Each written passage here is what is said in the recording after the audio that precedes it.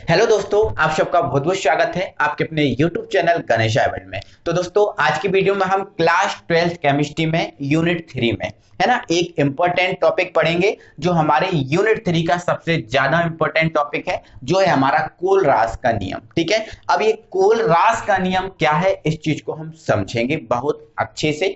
लेकिन इससे पहले आपको पिछली वीडियोस में आपको मोलर चालकता पढ़ा दी थी, उस मोलर चालकता को हल्का सा मैं यहाँ पर समझा रहा हूं, उसको समझेंगे, इसके बाद हम इस पर बात करेंगे। ठीक है, आप समझो मेरे भाई। मैंने मेरे भाई क्या किया है, यहाँ पर एक पात्र लिया, मैंने यहाँ पर क्या किया, एक पात्र यहाँ पर मैंने ले लिया है और इस पात्र में मेरे भाई मैंने 1 लीटर जल डाला। कितना लीटर जल डाला, मैंने अभी यहाँ पर केवल 1 लीटर जल को डाला है और इस 1 लीटर जल में मैंने मिला दिया है 1 मोल विद्युत अपघट्ट। कितना विद्युत अपघट्ट मिलाया मैंने, 1 मोल विद्युत अपघट्ट। ठीक है, अब 1 मोल की वैल्यू तो आपको पता ही है 6.023 इंटू 10 टू द पावर 23, ये आपकी 1 मोल की वैल्यू होती है। तो मैंने 1 मोल इसमें विद्युत अपघट्ट डाला और वो विद्युत अपघट्ट मैंने यहाँ पर डाला है NH4Cl। कोई सा भी हम विद्युत अपघट्ट डाल सकते हैं। ठीक है, चलो अब NH4Cl को मैं यदि जल में मिलाऊंगा, तो NH4Cl को मैं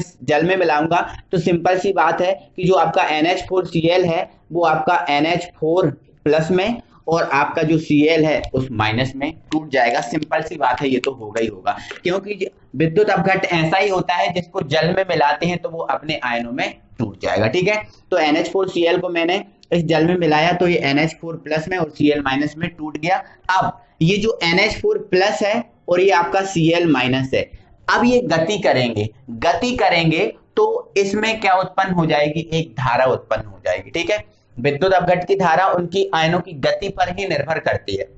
ठीक है, अगर विद्युत अपघट्ट में आयन गति कर रहे हैं तो धारा आएगी, नहीं तो धारा नहीं आएगी। ठीक है, तो सीधी सी बात है, जो आयन जो बने हैं ये गति करेंगे तो इसमें धारा आएगी। अब धारा आएगी इसका मतलब चालकता इसमें उत्पन्न हो जाएगी। क्या उत्पन्न हो जाएगी, चालकता, क्योंकि हमें पता है धारा प्रवाह होने के गुण को ही हम क्या बोलते हैं, चालकता। ठीक है, तो ये धारा उत्पन्न करेंगे और धारा से इसमें क्या उत्पन्न हो जाएगी, चालकता उत्पन्न हो जाएगी। लेकिन मेरे भाई जो चालकता यहाँ पर उत्पन्न होगी वो चालकता आपने 1 मोल विद्युत अपघट्ट से उत्पन्न की। 1 मोल विद्युत अपघट्ट डाला तब ये चालकता उत्पन्न हुई है। तो इस चालकता का नाम मेरे भाई होगा मूलर चालकता। कौन सी चालकता, मूलर चालकता। कौन सी चालकता, मूलर चालकता। तो ध्यान रखना, आपको 1 मोल विद्युत अपघट्ट की जो चालकता होती है उसे मूलर चालकता बोलते हैं और इसको हम बोलते हैं लैम्डा एम। लैम्डा एम से इसको व्यक्त करते हैं। क्लियर हुआ, तो ये मूलर चालकता उत्पन्न हो जाएगी। अब मेरे भाई मैं क्या करूं, यदि मैं मेरे भाई यहाँ पर इतना काम करूं कि यहाँ पर जो जल था वो 1 लीटर ना लूं, 1 लीटर जल ना लूं और इस 1 लीटर जल की तुलना में मैं क्या करूं, बहुत सारा जल मिला दूं और इतना जल मिला दूं कि जिसकी मुझे भी पता ना हो कि मैंने कितना जल मिलाया। और जब मुझे नहीं पता होगा इतना जल मिला दूं तो वो जल आपका कहलाएगा अनंत। वो जल आपका कहलाएगा अनंत जल। ठीक है, और जल की मात्रा मिलाना क्या कहलाता है, तनुता। जल की मात्रा को मिलाना तनुता। तो मतलब मैं क्या करूं, इसमें अनंत जल मिला दूं तो अनंत तनुता कर दूं। मतलब इसकी मैं इसकी तनुता को क्या कर दूं, अनंत कर दूं। तनुता को मैंने क्या कर दिया, अनंत कर दिया। जब अनंत तनुता कर दी, बहुत सारा जल मिला दिया, तो मेरे भाई अब जो यहाँ पर आपकी जो चालकता निकलने वाली है वो मोलर चालकता ही निकलेगी, क्योंकि विद्युत अपघट्ट इसमें 1 ही डाला, 1 मोल ही डाला, लेकिन वो चालकता आपकी अनंत तनुता पर मोलर चालकता कहलाने लगेगी, जिसमें हमें ये इंफिनिटी का साइन देना पड़ेगा। समझ गए। अब लैम्डा एम में यदि हमने इंफिनिटी लगा दिया तो ये जो चालकता होगी वो अनंत तनुता पर मोलर चालकता होगी। क्लियर हुआ, कोई प्रॉब्लम नहीं इतना। चलो अब मेरे भाई आपको पता है ये क्या बना, धनायन, और ये क्या बना, ऋणायन। अब यदि मैं धनायन और ऋणायन की अलग से चालकताओं को निकालने की कोशिश करूं तो वो आपकी जो चालकता निकलेगी, जैसे धनायन है, धनायन की चालकता निकलेगी, है ना। तो अब अनंत तनुता तो कर ही दी, अनंत तनुता पर निकालूंगा तो ये इंफिनिटी और ये धनायन है तो ये आपकी प्लस। तो मेरे भाई अब ये जो चालकता जो बनी है धनायन की, तो ये आपकी धनायन की चालकता होगी। किसकी चालकता होगी, धनायन की चालकता, धनायन की चालकता, ठीक है। और यदि मैं ऋणायन की चालकता निकालूं तो वो निकलेगी लैम्डा माइनस इन्फिनिटी, क्योंकि अनंत अनुताप पर निकाला है, और ये आपकी कहलाएगी ऋणायन की चालकता। किसकी चालकता? ऋणायन की चालकता। समझ रहे हो ना? ठीक है, तो ध्यान रखना, धनायन की जो चालकता निकलती है उसे लैम्डा प्लस इन्फिनिटी से व्यक्त करते हैं, जो धनायन की चालकता होगी, और ऋणायन की जो चालकता होगी अनंत अनुताप पर लैम्डा माइनस इन्फिनिटी से व्यक्त करेंगे, है ना। अब ये इन्फिनिटी तो हमने क्यों निकाला? क्योंकि ये अनंत अनुताप पर है इसलिए, है ना। अगर हम इन्फिनिटी ना लगाएं तो आपका ये आपकी जो नॉर्मल सांद्रता है उस पर अनंत तनुता होगी, बट अनंत में निकाल रहे हैं तो ऐसा हमने कर दिया। क्लियर है मेरे भाई? ओके, अब हम चीजों को समझाने की कोशिश करना, इतना आपने समझ लिया। अब मेरे भाई हम कोलरास का जो नियम है इस पर आते हैं, ठीक है। सबसे पहले आपको मेरे भाई बता देता हूं कि जो कोलरास का जो नियम है वो सन 1876 में दिया गया था। कब दिया था? 1876 में दिया गया था, और ये नियम कोलरास महोदय ने दिया था, इसलिए इनके नाम पर चलता है कोलरास का नियम। अब ये नियम कहता क्या है, इस चीज को हमें मेनली समझना है, ठीक है। तो ये नियम मेरे भाई कहता है कि आपका जो विद्युत अपघट्ट होता है ना, जैसे हमने यहाँ पर कौन सा विद्युत अपघट्ट डाला? NaCl डाला। क्या डाला? NaCl। अब इसकी जगह कोई भी विद्युत अपघट्ट हो सकता है, ठीक है। तो ये नियम कहता है किसी भी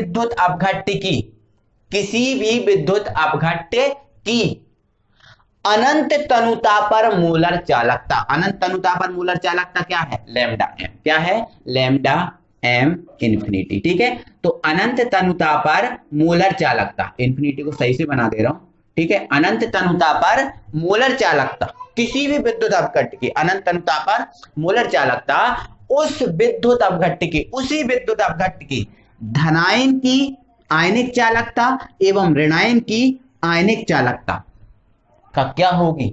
योग होती है, ठीक है। तो धनायन की जो आयनिक चालकता है उसको हम किससे व्यक्त करते हैं? लैम्डा प्लस इन्फिनिटी से, और अनंत अनुताप पर, है ना, और ऋणायन की को लैम्डा माइनस इन्फिनिटी से। क्लियर हुआ? तो आपको इतना तो बिल्कुल याद रखना है कि आपका जो कोई भी विद्युत अपघट्ट हो, किसी भी प्रकार का विद्युत अपघट्ट हो, उसकी अनंत तनुता पर जो मोलर चालकता होती है वो धनायन और ऋणायन की आयनिक चालकताओं का क्या होगी? योग होगी।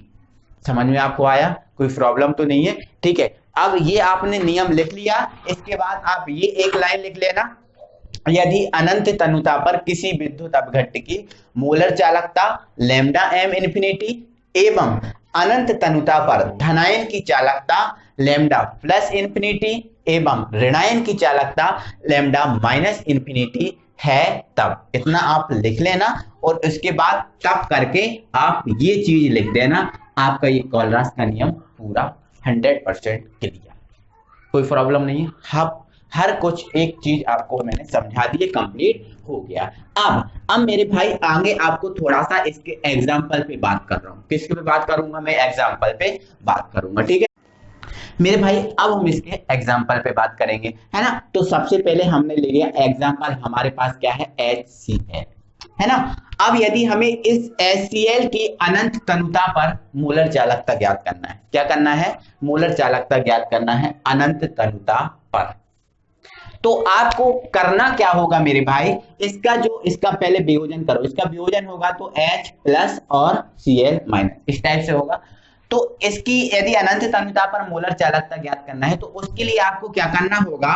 H प्लस जो आपका आयन बना है इसकी अनंत तनुता पर आप आयनिक चालकता ज्ञात कर लो। अनंत तनुता पर आप क्या ज्ञात कर लो? आयनिक चालकता, ठीक है। और इसकी भी आप अनंत तनुता पर क्या ज्ञात कर लो? आयनिक चालकता। फिर आप क्या करना? दोनों को जोड़ देना, तो आपका जो HCl है इस HCl की आपकी क्या निकल जाएगी? मोलर चालकता निकल जाएगी। समझ में आपको आया? ठीक है, तो सीधी सी बात कहने का मतलब यह है कि जो HCl है इसकी अनंत तनुता पर मोलर चालकता निकालने के लिए इस H प्लस की अनंत तनुता पर, किस पर? H plus. आप प्लस नहीं लिखेंगे क्योंकि H लिख देंगे, ठीक है। H प्लस और जो Cl माइनस है इनकी आयनिक चालकताओं को निकालना होगा, और इनको आप जोड़ देंगे तो HCl की मोलर चालकता निकल जाएगी। क्लियर है? ठीक है, तो एग्जाम्पल नंबर हमारा 1 है ना। यदि आपको HCl की अनंत तनुता पर मोलर चालकता ज्ञात करना है तो उसके लिए आप क्या करोगे? जो H प्लस है इसकी अनंत तनुता पर जो आयनिक चालकता होगी और Cl माइनस की अनंत तनुता पर जो आयनिक चालकता होगी इनको जोड़ दोगे तो आपको HCl की मोलर चालकता प्राप्त हो जाएगी। ठीक है, दूसरा एग्जांपल देखो, जैसे मेरे भाई आपको NaCl की मोलर चालकता ज्ञात करना है, किसकी? NaCl की अनंत तनुता पर। ठीक है, तो इसके लिए आप क्या करोगे, जो Na प्लस होगा इसकी जो अनंत तनुता पर आयनिक चालकता होगी, कौन सी चालकता? आयनिक चालकता, और जो Cl माइनस होगा, क्योंकि जो NaCl है इसका विखंडन किस में होता है? Na प्लस में और Cl माइनस में, तो इनकी आयनिक चालकताओं को जोड़ देंगे तो NaCl की मोलर चालकता निकल जाएगी। ठीक है, तो Na प्लस हो गया, अब Cl माइनस, ठीक है, लैम्डा इनफिनिटी, इनको जोड़ देंगे तो इसकी मोलर चालकता निकल जाएगी। इसी प्रकार और भी देख लो, है ना, जैसे आपको CH3COOH, ठीक है, इसकी आपको क्या करना है, अनंत तनुता पर आपको क्या करना है, मोलर चालकता ज्ञात करना है। ठीक है, तो आप देखो यहाँ पर जो CH3COOH है इसका आयनन कैसे होता है, CH3COO माइनस और H प्लस, तो इसकी और इसकी अनंत तनुता पर आयनिक चालकताओं को आप जोड़ दोगे तो इसकी मोलर चालकता निकल जाएगी,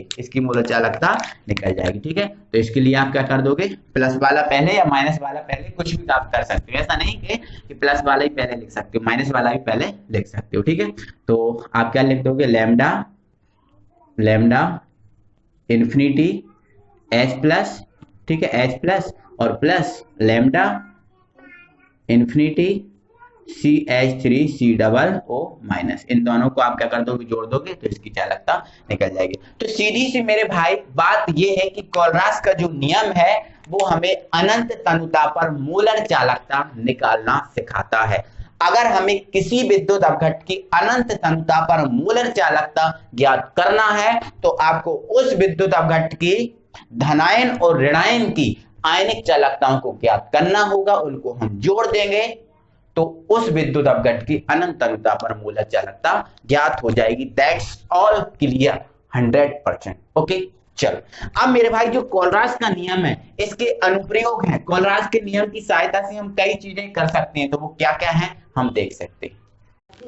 मेरे भाई हम कोलरास के नियम जो था, उस कोलरास का नियम है उसकी सहायता से हम क्या क्या कर सकते हैं वो चीज हम देखेंगे। ठीक है, मतलब कोलरास के अनुप्रयोग। ठीक है, तो मेरे भाई कोलरास के जो 4 अनुप्रयोग हैं, इसमें पहला अनुप्रयोग है कि अनंत तनुता पर दुर्बल विद्युत अपघट्ट की मोलर चालकता ज्ञात करने में, मतलब हम कोलरास के नियम जो है इस नियम की सहायता लेकर हम अनंत तनुता पर दुर्बल विद्युत अपघट्ट की मोलर चालकता ज्ञात कर सकते हैं। अनंत तनुता पर दुर्बल विद्युत अपघट्ट की मोलर चालकता ज्ञात कर सकते हैं। अगर कोई हमारे पास दुर्बल विद्युत अपघट्ट है उसकी हमें मोलर चालकता ज्ञात करना है तो कोलरास के नियम की हेल्प से हम कर लेंगे। ठीक है, कैसे करते हैं, क्या होता है, उसको मैं आगे आपको बताऊंगा, एक एक अनुप्रयोग को बहुत अच्छे से समझाऊंगा। ठीक है, चलो दूसरा है दुर्बल विद्युत अपघट्ट की वियोजन की मात्रा, मतलब जो आपका दुर्बल विद्युत अपघट्ट है वो कितना वियोजन हुआ है। आपको पता है दुर्बल पूरा तो वियोजित होता नहीं है, तो वो विद्युत अपघट्ट कितना वियोजित हुआ है,